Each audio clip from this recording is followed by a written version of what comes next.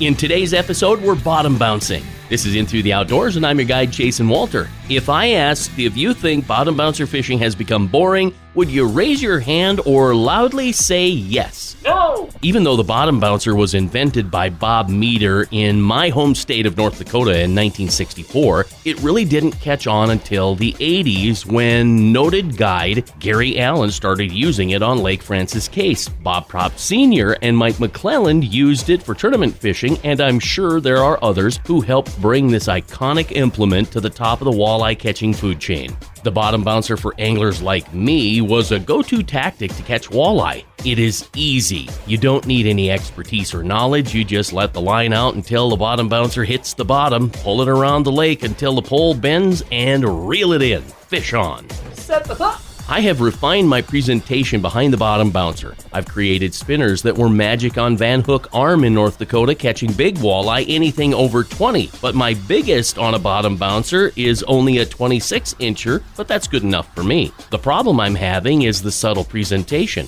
I started using it a few years ago. A few beads and a small propeller blade just don't get the job done anymore. Using live scope, I think I figured out why. Many say it's because walleye have seen that chartreuse spinner a million times and have become desensitized to it. That may be true, for there are two things I've learned from live sonar. There's a feeding bite and a reaction bite. Sorry for the cliffhanger, but I'll have more tomorrow. I'm Jason Walter, and that's In Through the Outdoors. I hope you get out there real soon. As for me, there's no doubt I'll be out chasing Walter with bottom bouncers, unfortunately. Be safe, and thanks for listening.